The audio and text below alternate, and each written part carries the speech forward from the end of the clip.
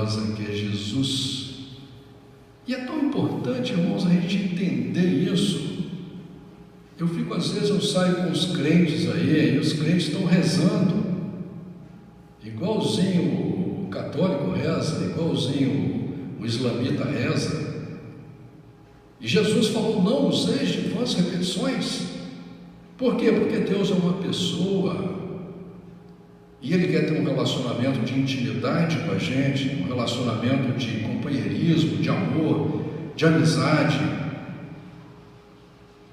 Então, você não vai encontrar com a pessoa que você ama ou que você mora com ela e ficar todos os dias repetindo uma mesma frase que você decorou, ou uma poesia inteira que você decorou. Todos os dias você vai ler aquilo para a pessoa vai chegar num ponto e vai dizer para você, olha, fala só aquilo que você pensa de coração, tá bom, só diga que me ama, né? Ou conta a sua história para mim. E o que Deus quer é que a gente aprenda a ter um relacionamento com Ele, um relacionamento individual, um relacionamento de intimidade, um relacionamento que você consiga conversar com Deus. Por isso, olha, Jesus diz assim, entra no teu quarto particular e fala em secreto ao teu pai que está em secreto, e ele te ouvirá. E o que acontece? As pessoas não conseguem fazer isso, elas não entendem como deve ser feito isso. E quando Jesus dá uma fórmula da maneira com que deve ser feito isso, eles tomam isso como uma reza, que é o Pai Nosso. Eles pegam e transformam aquilo numa reza, mas aquilo não é uma reza, é uma maneira como você deve conversar com Deus. Então, por exemplo, você que às vezes tem alguns problemas no seu relacionamento, você que tem alguns problemas na sua família, você que tem alguns problemas no seu trabalho, não é? Na sua vida financeira, você tem que fechar no quarto e conversa com Deus, não é? Fala abertamente, fala em pé, fala andando, fala em voz alta, fala em voz baixa, mas fala com Deus, apresenta para Deus a sua história, assim como você fala com a tua esposa, com o teu esposo, assim como você fala com um amigo, você conta, olha, aconteceu isso comigo hoje, não é? Aconteceu esse problema comigo hoje. Então você conta para Deus, e eu tenho comigo assim sempre um pensamento. Eu pergunto sempre para Deus assim, Senhor, o que eu preciso aprender com isso que aconteceu? O que eu preciso aprender com o que está acontecendo? O que eu preciso de mudar em mim? O que eu preciso de transformar em mim? Eu começo aí a apresentar o meu dia para Deus, e é claro que quando eu faço isso com sinceridade, assim como a gente faz com o nosso amigo íntimo, com a pessoa que você ama, não é? Você começa a enxergar que há muita coisa que você precisa de mudar. E inclusive você vai descobrindo a pobreza que é o seu relacionamento com Deus. Porque o que a igreja está pregando aí, que uma vez que você aceitou Jesus, você já vai para o céu. Isso não pode ser verdade, irmãos. Nenhum de nós está preparado para ir para o céu hoje. Nós precisamos de, até no final da nossa vida, travarmos uma luta intensa, uma luta com coragem, uma luta com valentia, para transformar o nosso pensamento, o nosso coração. A luta é conosco mesmo, é contra nós. Por isso que Jesus manda a gente orar, porque Deus sabe tudo. É você que não reconhece. E quando você começa a falar com Deus, você começa a colocar para fora aquilo que você não está querendo admitir, ou que não está enxergando. Na verdade, o maior problema que nós temos é em admitir. Porque qualquer pessoa que chegar para você e te cobrar de alguma coisa que ela quer que você mude ou que você faça diferente, na hora, antes dela acabar de falar, você já vai ter várias justificativas, várias desculpas. Nós sempre temos desculpa, nós sempre procuramos desviar, sempre procuramos justificar, ao passo que a gente tem que aprender a ouvir. Às vezes, muitas vezes, o nosso cônjuge está sempre nos chamando a nossa atenção, sempre, né? Então, que mesmo às vezes, quando o cônjuge ele tem uma maneira diferente de se portar na casa, né? Por exemplo, a minha esposa, ela é extremamente organizada. Eu sou mais ou menos organizado. Mas se eu vejo que ela está começando a me cobrar, Suri, você deixou essa roupa aqui, Suri, você fez isso. Opa, peraí, né? Eu tenho que melhorar. Eu tenho que fazer. Se ela está me cobrando, é porque eu estou desagradando. E eu quero agradar. Você não quer agradar? Você quer agradar. Você quer agradar quem você ama. É bonito você agradar quem você ama. É muito bonito você fazer a vontade de quem você ama. É muito bonito você dar amor para quem você ama. Isso sim é uma maneira de mostrar sabedoria, de mostrar inteligência. Por isso que a palavra de Deus ela é tão importante. Quando você aceita a palavra de Deus para a sua vida, você vai vendo Deus chamando a nossa atenção para que a gente aprenda a interagir, aprenda a conviver, aprenda a compartilhar. E quando você olha lá para Gálatas capítulo 5, que Deus fala como a gente deve se portar, aí você vai ver que ali você está falhando muito, não é? Porque nós temos que ser longâmenes, nós temos que ser educados, nós temos que ser amorosos, nós temos que ser alegres. Hoje em dia está todo mundo deixando para ser alegre amanhã, né? É claro, as pessoas na sexta-feira elas têm uma falsa alegria, porque vão sair da noite e vão beber, ou vão usar droga.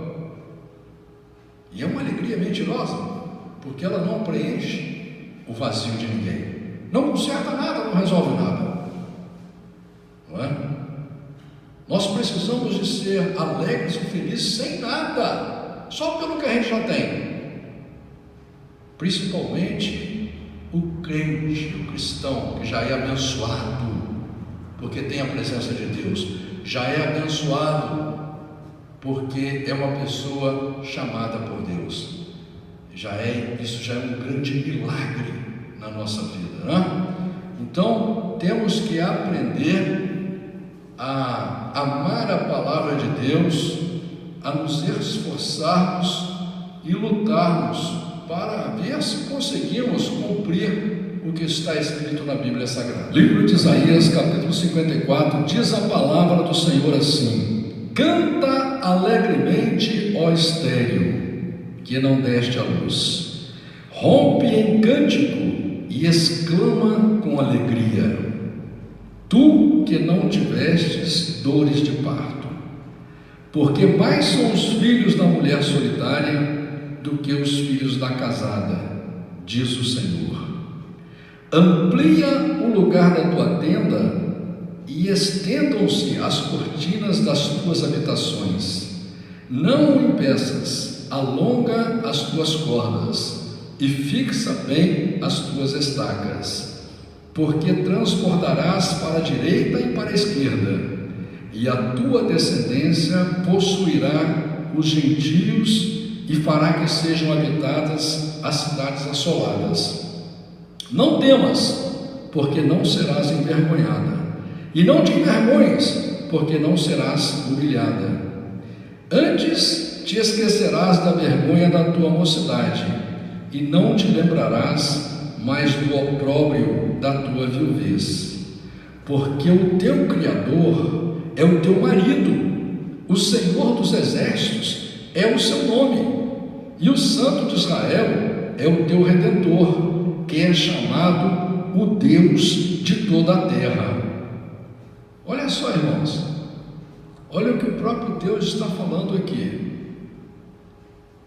Deus está dizendo para você se alegrar, porque Ele fez uma aliança com você. Ele quer tirar a tristeza da sua vida, Ele quer mudar o seu futuro, Ele quer ver você feliz, Ele vai te ajudar, Ele vai fazer você feliz.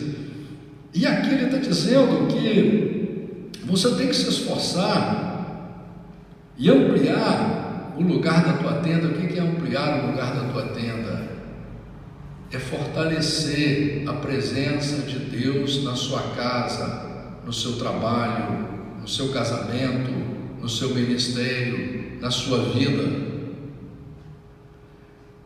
Ninguém é chamado para servir ao homem, ninguém é chamado para ser dependente do homem, dependente de pastor.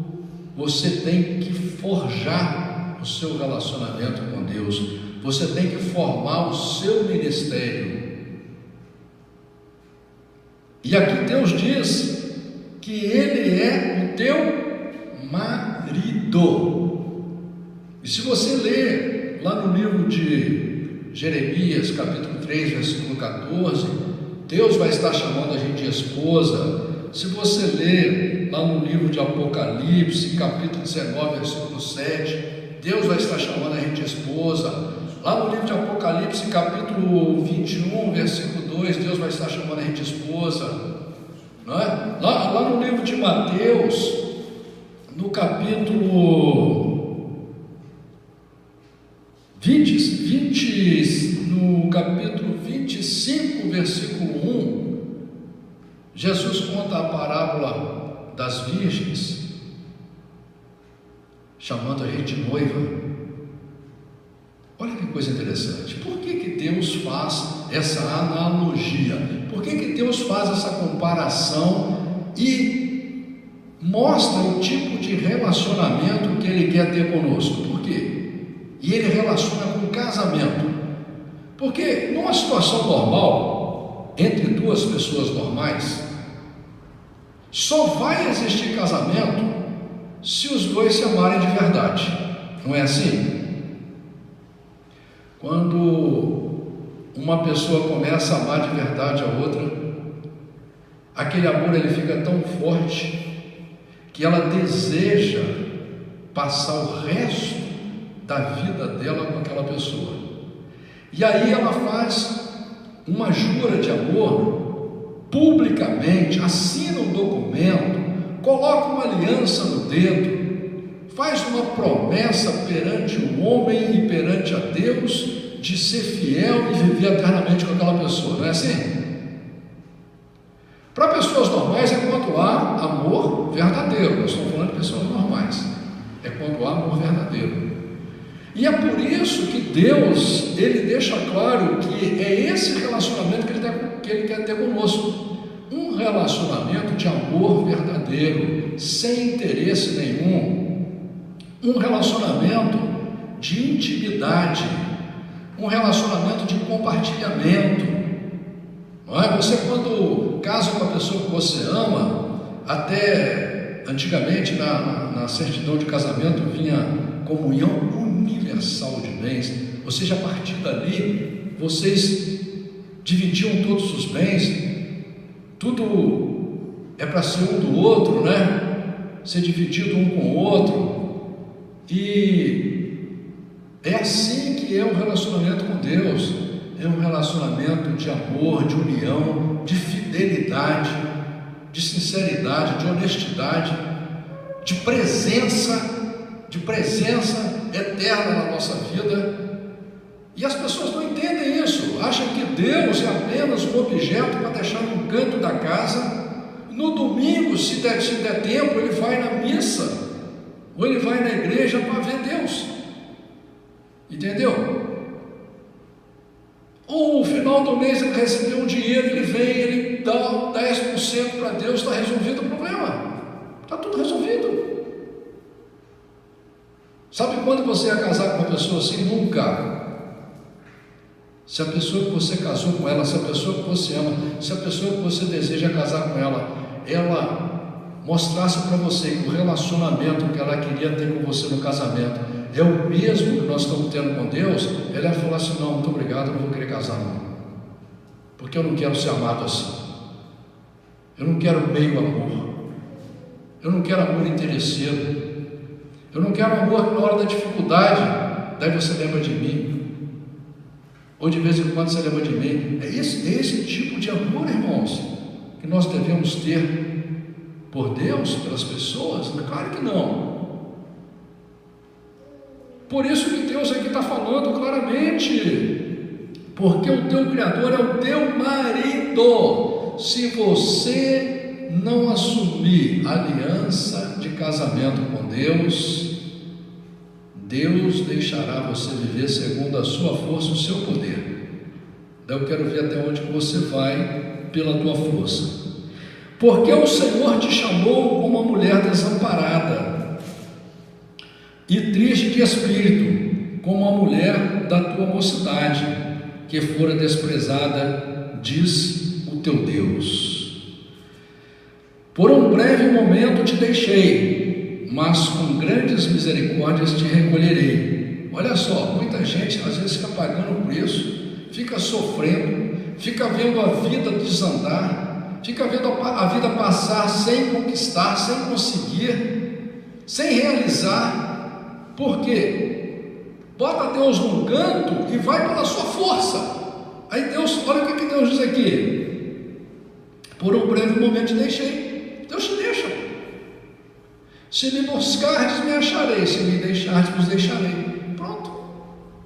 Deus te deixa.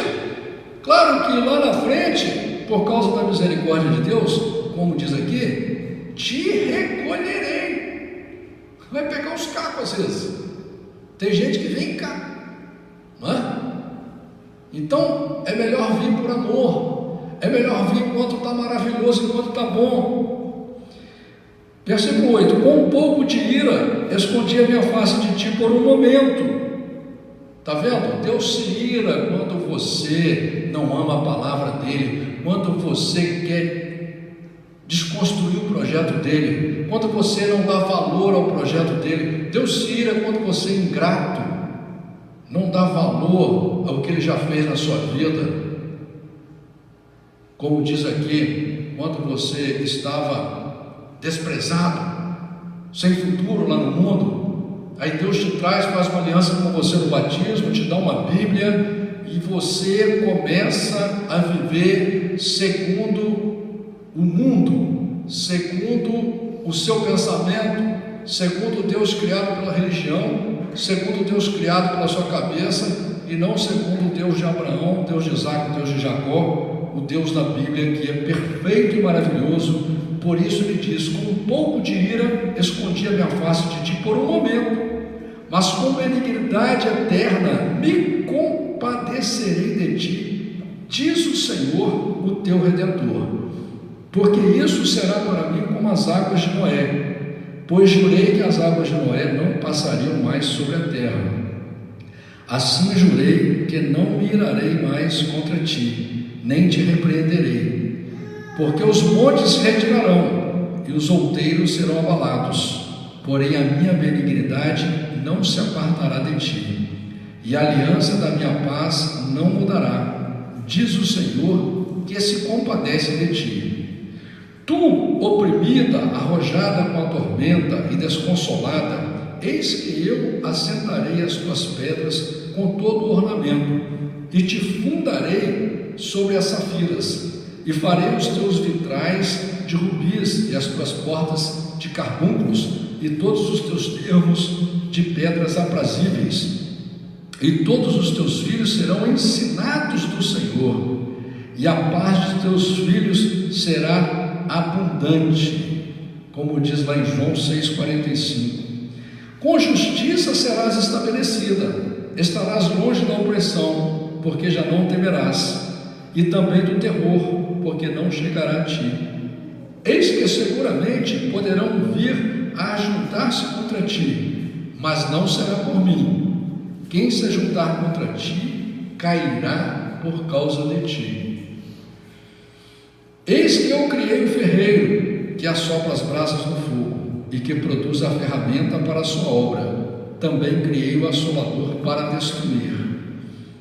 Toda ferramenta preparada contra ti não prosperará, e toda língua que se levantar contra ti em juízo, tu a condenarás. Esta é a herança dos servos do Senhor, e a sua justiça que de mim procede, diz o Senhor.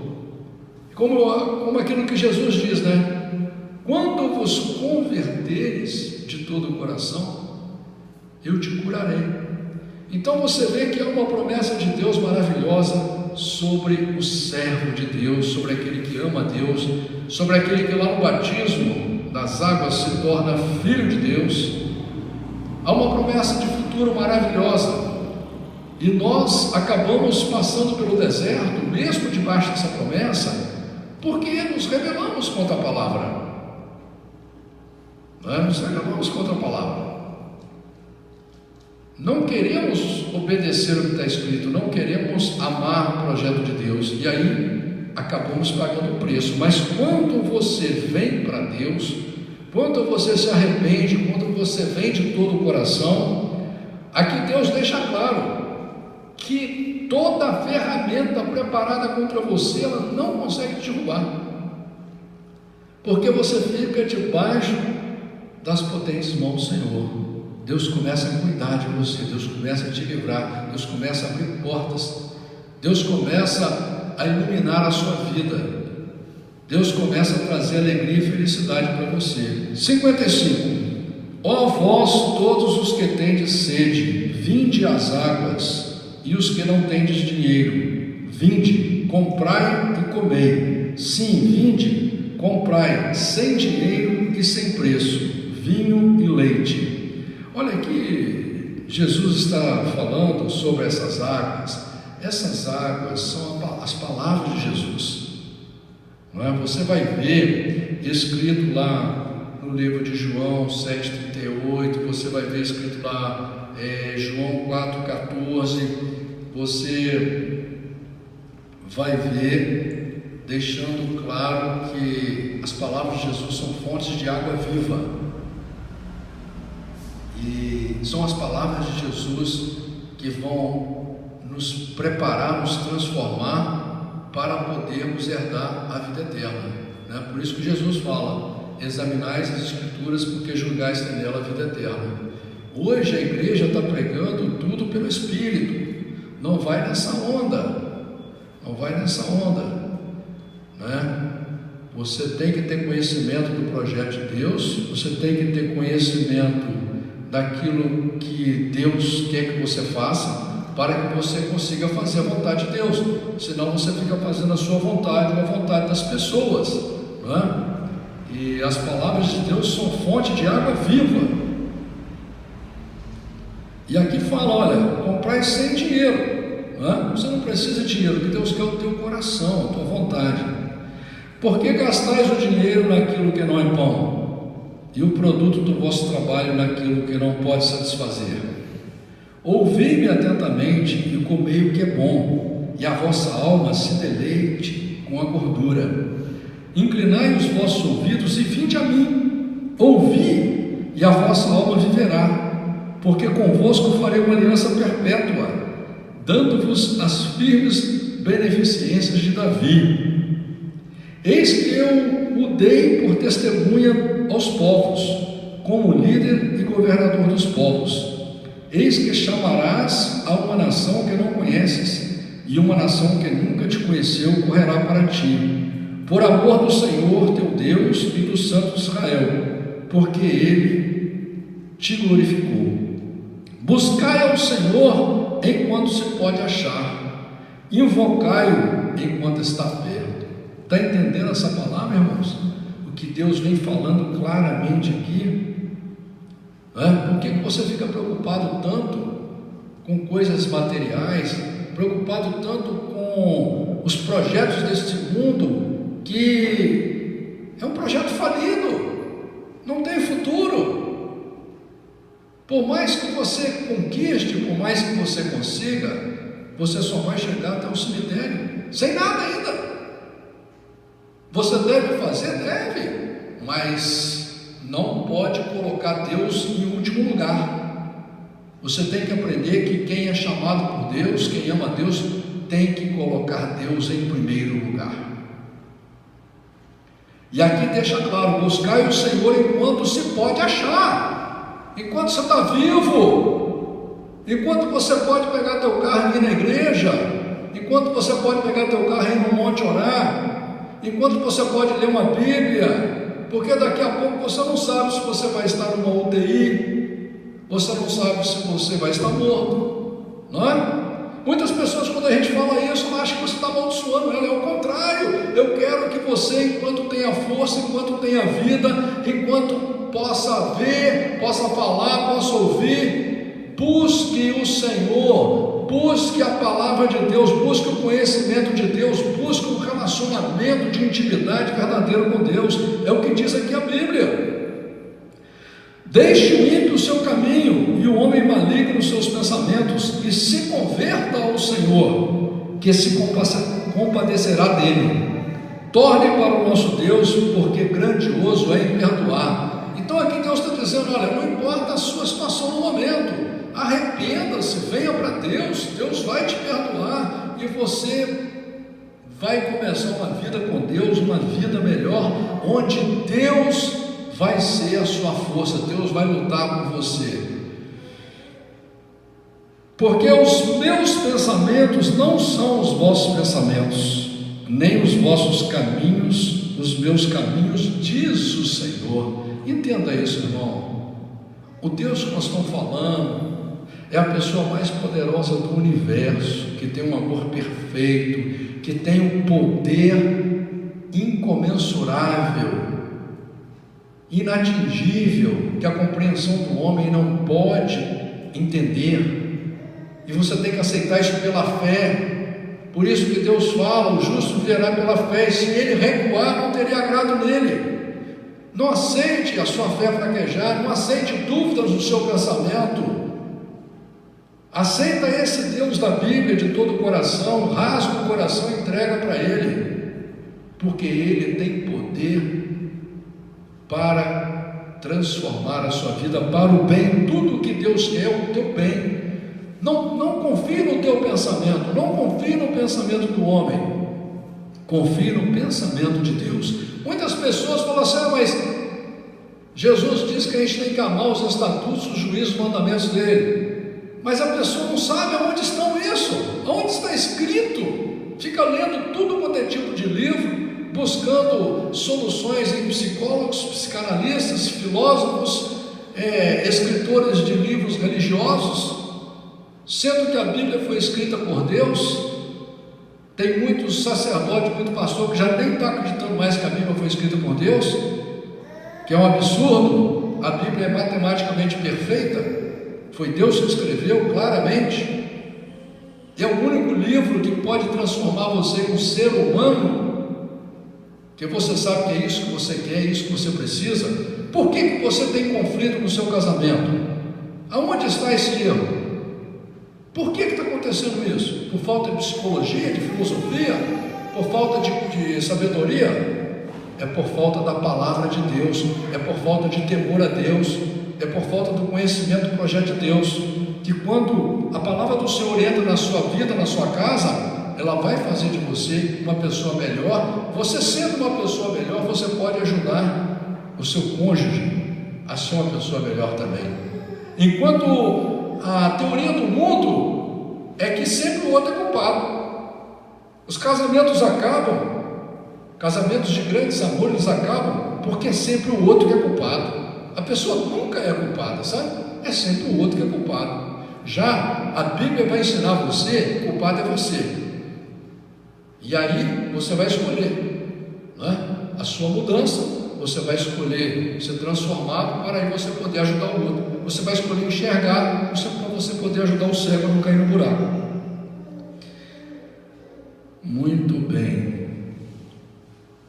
Porque assim como os céus são mais altos do que a terra, assim são os meus caminhos mais altos do que os vossos caminhos, e os meus pensamentos mais altos do que os vossos pensamentos. Porque assim como desce a chuva e a neve dos céus, e para lá não tornam, mas regam a terra e a fazem produzir e brotar, e dar semente ao semeador, e pão ao que come, assim será a minha palavra que sair da minha boca. Ela não voltará para mim vazia, antes fará o que me apraz e prosperará naquilo para que a enviei. Entendeu, irmãos? Essa palavra tem poder. Essa palavra Deus assinou ela, Ele escreveu ela. Deus diz que a palavra dele permanece para sempre. É uma palavra escrita, é uma lei escrita. Ele vai cumprir isso aqui na nossa vida se a gente quiser. Por isso que quando você lê Deuteronômio capítulo 28, ali estão as bênçãos e a maldição. Ali está a sua oportunidade de escolher o caminho do bem e o caminho do mal, o caminho do puro e do impuro, o caminho do santo e do profano, o caminho real e o caminho da ilusão. E quando você vai pelo seu pensamento, muitas vezes você escolhe o caminho errado. Você passa a perna em você mesmo, você engana você mesmo, você prejudica você mesmo, e prejudica às vezes pessoas que te amam, que são importantes para você, pessoas que você ama, não é? Por isso que é importante a palavra de Deus, porque essa palavra, ela vai te levar a um futuro maravilhoso. A palavra não voltará para mim vazia, antes fará o que me apraz e prosperará naquilo que enviei. Porque com alegria saireis, e em paz sereis guiados. Os montes e os outeiros romperão em cântico diante de vós, e todas as árvores do campo baterão palmas. Em lugar do espinheiro crescerá a faia, e em lugar da sarça crescerá a murta. O que será para o Senhor por nome e por sinal eterno, que nunca se apagará. Quando você entrega o teu coração para Deus, quando você busca ser fiel a Deus, ser amigo de Deus, aonde você passa, irmão, a luz de Deus está em você. A Bíblia diz aqui que até as árvores batem palma quando você passa, quanto mais os anjos de Deus. Amém? Louvado seja Deus.